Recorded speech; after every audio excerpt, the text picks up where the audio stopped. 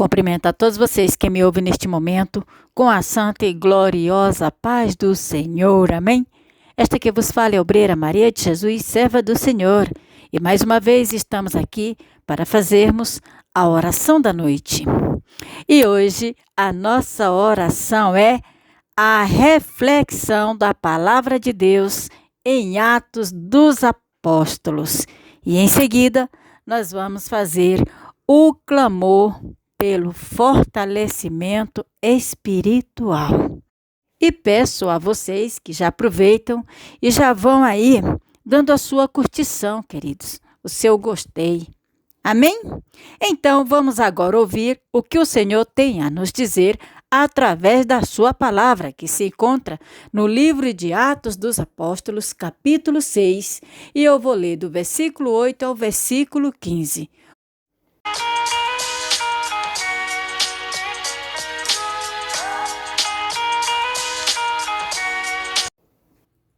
O título é Estevão perante o Sinédrio. Versículo 8. Estevão, cheio de graça e poder, fazia prodígios e grandes sinais entre o povo. Levantaram-se, porém, alguns dos que eram da sinagoga chamada dos libertos, dos sirineus, dos alexandrinos e dos da Cilícia e Ásia, e discutiam com Estevão. E não podiam resistir à sabedoria e ao espírito pelo qual ele falava. Versículo 11. Então subornaram homens que dissessem: temos ouvido este homem proferir blasfêmias contra Moisés e contra Deus. Sublevaram o povo, os anciões e os escribas, e, investindo, o arrebataram, levando-o ao sinédrio.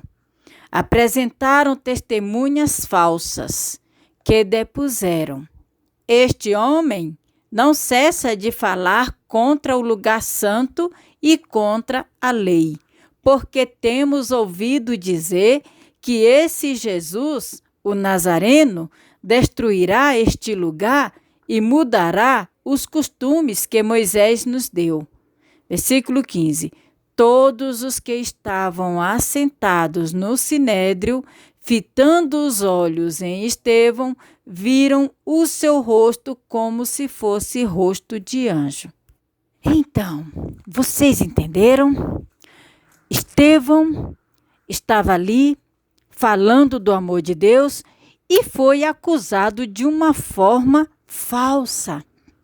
Vocês estão lembrados que na reflexão anterior que nós fizemos, foi até no vídeo da madrugada, agora nós estamos fazendo à noite, às 18 horas, neste canal 1. Nós vimos que os apóstolos, eles instituíram alguns homens para serem diáconos, para ajudarem ele no ministério, na obra. E Estevão foi um deles. Então, Estevão, depois da unção que ele recebeu, que os apóstolos instituíram, ele estava ali cheio da graça, cheio do Espírito Santo. O Espírito Santo estava usando Estevão de uma forma poderosa. Então, os milagres começaram a acontecer através dele também. Olha o que diz aqui a palavra. Que Estevão, cheio da graça e poder do Espírito Santo, fazia prodígios. Prodígios quer dizer milagres, grandes milagres. E o povo ali estava sendo muito bem assistido por ele. Acontece que naquele momento, os homens considerados da sinagoga, vocês sabem o que é? Casa de oração. Pois é, justamente os religiosos, os homens da casa de oração, considerado aqui de algumas cidades que se reuniam lá, ficaram enciumados, ficaram com inveja, porque estava vendo ele também operar os sinais. coisa que eles, sendo da casa de oração, não conseguiam fazer, porque eles não eram usados pelo poder do Espírito Santo. Estavam com ciúmes, estavam com inveja, porque Estevão estava ali, cheio da manifestação do poder do Espírito Santo, operando aqueles sinais. O pior de tudo, queridos, é que esta cena até hoje está sendo repetida. Quantas pessoas que têm invejas de pastores, de líderes, de igrejas, porque são usados para operar os sinais, e ainda chamam eles que eles estão fazendo milagre pelo demônio, pelo diabo, pelo pai de Beelzebu, isso, aquilo, outro. São acusados também. Por quê? Por causa dos ciúmes e da inveja que até hoje existe. Foi assim naquela época e está sendo até hoje. E tem mais. Estevão estava ali falando do amor de Deus e aqueles homens tentaram discutir com ele, mas não encontravam argumentos, porque eles não resistiam à sabedoria que existia em Estevão. Então Estevão estava falando de uma sabedoria tão grande que por mais que eles tentassem pegar Estevão em alguma palavra para fazer alguma acusação contra ele, eles não conseguiam, porque Estevão falava com muita sabedoria e eles não encontravam argumento, não encontravam a palavra, eles não encontravam nada que servisse de instrumentos, que servisse de argumento para eles acusarem Estevão. Então foi quando eles tomaram uma atitude de pagar. Aqui está falando que eles subornaram os homens para levantar falso testemunho de Estevão. Pagaram, queridos, para a pessoa chegar diante do Sinédrio e dizer que Estevão falou isso, aquilo, outro, como testemunha de que ouviram, por serem ali comprados para fazer isso, sendo que não era nada daquilo que tinha acontecido. Eles não tinham ouvido nada daquilo que eles estavam falando que ouviram. Era tudo armação deles. Aí o que foi que eles fizeram? Esses homens chegaram diante das autoridades e disseram que ouviram Estevão proferir blasfêmia contra Moisés e contra Deus. E depois eles falaram para os anciões, os escribas, e eles foram investir, chamaram Estevão diante do Sinédrio para Estevão fazer a sua defesa. Mas aqui no versículo 13 está dizendo que eles apresentaram testemunhas falsas. Então essas testemunhas falsas chegaram lá e disseram de coisas que Estevão não tinha feito. Quando ele disse, este homem não cessa de falar contra o lugar santo e contra a lei. E ainda disseram, porque temos ouvido dizer que esse Jesus, o Nazareno, destruirá este lugar. Olha, queridos, como que eles estavam, armando este laço contra Estevão, usando o nome de Jesus, se para eles Jesus já tinha sido morto e pronto, enterrado e pronto. Para eles, Jesus não estava vivo. É claro que para os cristãos, Jesus estava vivo e estava à direita do Pai, já tinha subido ao céu. Mas se para ele Jesus já estava morto, para os acusadores, então como que eles arrumaram esse argumento de dizer que Estevão disse que Jesus iria destruir a cidade, iria destruir tudo? Que mentiras absurdas eles inventaram contra Estevão. Ainda disse mais. Eles disseram que Estevão havia dito que Jesus iria mudar o costume que Moisés havia dado. Amados, veja só, tudo aquilo que eles falaram que Jesus iria fazer, partes eram mentiras. Mas tinha coisa ali que era verdade, porque Jesus Cristo ele continuava vivo. A questão é, se eles não acreditavam que Jesus estava vivo, como que eles acreditaram que Estevão tinha dito aquilo, que Jesus ia fazer aquilo? E nós? Nós sabemos que Jesus estava vivo e Jesus veio, foi mesmo para mudar a história. Não mudar costumes, não tirar aquilo que Deus havia colocado, até mesmo por meio de Moisés. Mas Jesus veio, foi para mudar a nossa história mesmo.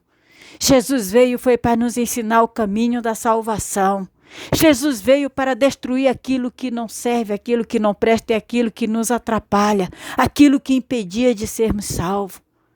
Jesus Cristo veio, foi para fazer as coisas boas, foi para dar a nós aquilo que nós necessitamos. Mas a acusação era de que Estevão tinha falado de que Jesus Cristo, ele viria fazer tudo que não era aprovado por eles, que na verdade não era bom. Amados, quantas mentiras, quantas acusações receberam os homens de Deus por causa da inveja, dos ciúmes, por não aceitarem a doutrina que o Senhor Jesus trouxe para a humanidade. E olha que quando Estevão estava ali sentado diante do sinédrio, diante daqueles homens, eles olhavam para Estevão e viam que no rosto de Estevão estava tão brilhoso como que fosse um rosto de anjo. Amados, Estevão, ele estava ali na sua pureza. Ele estava ali fazendo o que era justo e correto aos olhos de Deus.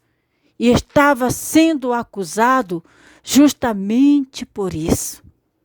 Vocês querem ver a continuação dessa história? Na semana que vem nós vamos ver a defesa de Estevão. Vocês ficam ligados que na semana que vem, quarta-feira, aqui mesmo neste canal, neste mesmo horário, nós vamos trazer a reflexão da defesa de Estevão, porque até o momento a gente só viu acusação acompanhado de falsas testemunhas, testemunhas que foram compradas para falarem mentiras contra Estevão.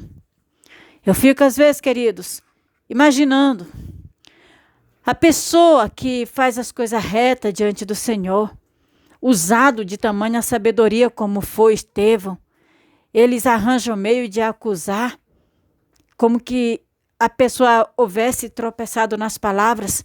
Imagina uma pessoa que não tem sabedoria e fala de qualquer jeito. Por isso que nós devemos vigiar, queridos, em tudo aquilo que nós falamos. Porque todos nós somos responsáveis por aquilo que dizemos. Então nós devemos pedir muito sabedoria, o Espírito Santo, para que nós saibamos falar, para que nós saibamos entrar e se sair bem por onde nós andarmos. Pedir a Deus sabedoria, porque Estevão, mesmo recebendo sabedoria, como Pedro, João, os demais apóstolos, até mesmo Paulo, que nós vamos ver futuramente, mesmo falando por meio do Espírito Santo com tamanha sabedoria, arranjar o meio de acusar, até o próprio Cristo, o Cristo, verdadeiro Filho de Deus, eles também na hora de acusar Jesus, eles disseram que Jesus tinha falado tal coisa. E Jesus havia falado mesmo e ainda sustentou. Quando eles disseram que Jesus disse que o templo seria destruído. E de fato foi destruído mesmo. Jesus sustentou. Mas o foco que nós temos aqui é que a acusação sempre existe contra aqueles que procuram falar a verdade. Imagina aqueles que não falam. Então nós devemos estar alertos para tudo que nós falarmos, queridos. Vigiarmos, porque as acusações mentirosas, falsas, existem de tudo quanto é jeito. O bom de tudo é quando a gente fala e sustenta o que diz. Nós vamos ver a defesa, vamos ouvir a defesa de Estevão, como foi que ele se saiu e como ele sustentou a verdade que ele estava pronunciando. Amém? Então, vamos agora de clamor. Pai, neste momento, Senhor, eu levanto a Ti este clamor a meu favor, a favor deste meu irmão que está me ouvindo, a favor de todos estes Teus filhos que precisam de Ti, Senhor. Pai, nós sabemos que não somente Estevão, mas todos aqueles, Senhor, que aceitaram o desafio de pregar o Evangelho, sofreram as consequências, porque eles estavam dispostos, Senhor. Eles estavam dispostos a falar do Teu amor. Enquanto Estevão estava calado, tudo estava bem com ele. Mas quando ele começou a falar, aí houve as perseguições. E as perseguições foram tremendas, Senhor. Mas ele, em momento algum, desistiu de Ti, Pai. Tu apostou nele, Senhor. Tu apostou nele porque Tu pôde, Senhor, contar com ele.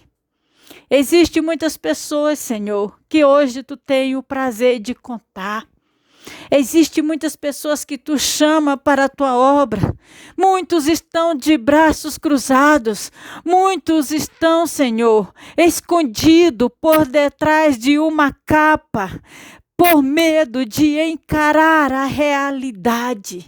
Mas o que nós Te pedimos neste momento é que Tu venha derramar sobre nós a unção do poder do Teu Espírito Santo, nos dando a fortaleza. E eu Te peço que Tu venha também derramar do Teu Espírito Santo sobre a vida de cada um de nós, para que Ele possa falar através de nós, para que Ele possa nos dar sabedoria, para que nós possamos entrarmos e sairmos bem por onde nós andarmos, para que o Teu nome seja glorificado em nossa vida. Pai, eu Te peço, Senhor, pelo poder do Teu Espírito Santo, venha ministrar, Senhor, na vida de cada um de nós, Pai, o Teu querer, a Tua vontade, Senhor. Venha nos animar, venha nos encorajar, venha nos ensinar, venha nos instruir cada vez mais.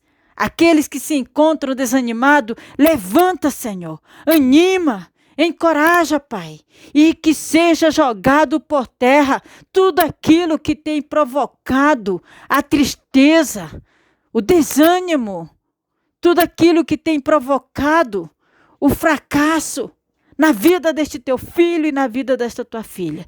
Que eles possam se encontrar totalmente fortalecidos na presença do Teu Espírito Santo.